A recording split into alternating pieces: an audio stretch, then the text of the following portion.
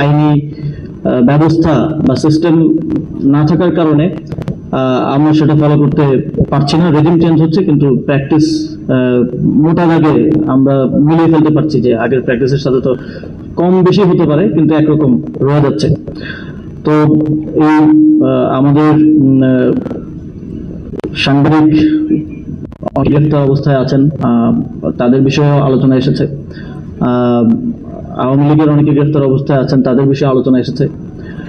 কিন্তু আমাদের বিচার ব্যবস্থার এবং যথাযথ আইনি কাঠামো না থাকার কারণে যারা গণহত্যায় সম্মতি উৎপাদন করেছেন, যারা একটা ফ্যাসিবাদকে ফ্যাসিবাদ হয়ে উঠতে সহযোগিতা করেছেন, তাদেরকে আমাদের এখন ট্রিটমেন্ট দেওয়ার মতো পরিস্থিতি তৈরি হয়ে যাচ্ছে।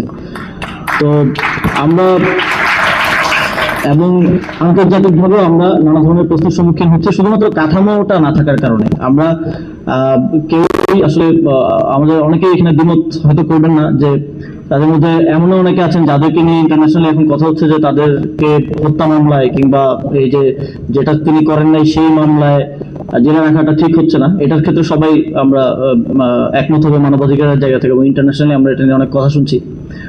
কিন্তু তাদের যে দিক বা তাদের যে কর্ম, সেটার জন্য তাদের এর থেকেও আরো বেশি কঠোর শাস্তি হওয়া উচিত ছিল যদি আমরা গণতন্ত্রকে এখানে দীর্ঘমেয়াদে স্থাপন করতে চাই, রক্ষা করতে চাই। কিন্তু ওই কাঠামোটা, ওই আইনি কাঠামো না থাকার কারণে তাদের কিন্তু আমরা অ্যাকাউন্টেবল করতে পারছি না। ফলে আমাদেরকে ওই কেউ গিয়ে একটা হত্যা মামলা করছে, কারণ নাম ঢুকিয়ে দিচ্ছে, ওই তার প্রতি যে ক্ষোভ বা যথাযথভাবে তার বিরুদ্ধে ব্যবস্থাটা কিভাবে নেবে সেটা সে জানে না। সেই প্রসেসটা আমাদের জাতিগতভাবে নেশন হিসেবে আমাদের আসলে নাই। তো এই জন্যই আমরা আসলে রাষ্ট্রের কাঠামোগত সংস্কারের কথা বলি। কাঠামোগত সংস্কারের কথাটা আমাদের মানে এই কারণগুলোতেই বলতে হয়, না হলে আমরা যে হিউম্যান রাইটস ফর অল এবং সবার জন্য কথা বলার যে জায়গাটা, সেটা আমরা আসলে তৈরি করে উঠতে পারছি না। আমাদের একটা বড় চ্যালেঞ্জ যে ইদানিংকার সময়, বিশেষ করে আমরা যারা রাজনীতিতে আছি, আমাদের অনেক নারী সহযোদ্ধারা রাজনীতি করেন।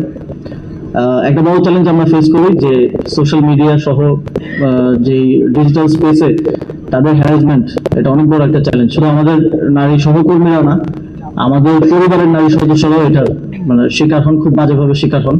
এবং সেক্ষেত্রেও খুব ভালো কোনো পন্থা আমাদের কাছে নাই যেটা দিয়ে আমরা আসলে এটার একটা প্রোটেকশন পেতে পারি, কিংবা এটা যে কোনো স্কেল এটা হয়, ওই স্কেলে এটার বিচার নিশ্চিত করার প্রক্রিয়াটা আমাদের কাছে আসলে নাই। আমাদের একটা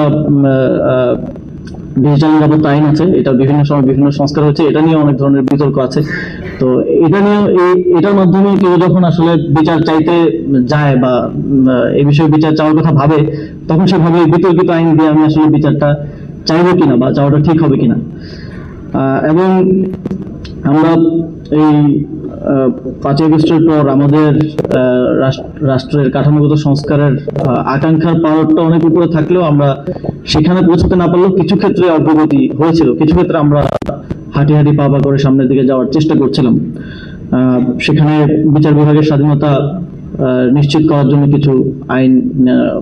কিছু অধ্যাদেশ করা হয়েছিল। মানবাধিকার এবং গুম প্রতিরোধ সংক্রান্ত অধ্যাদেশ করা হয়েছিল, কিন্তু আমরা দেখলাম বর্তমান সরকারের সময় সেগুলো বাতিল করে দেওয়া হলো, ল্যাপস করে দেওয়া হলো।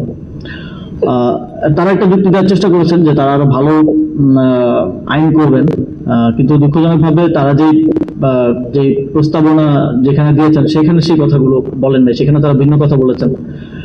তো ভালো আইন করলে এই অধ্যাদেশগুলোকে আইনে পরিণত করে পরেও তো এটার মধ্যে সংস্কার আনা যেত, এটার সংশোধন আনা যেত।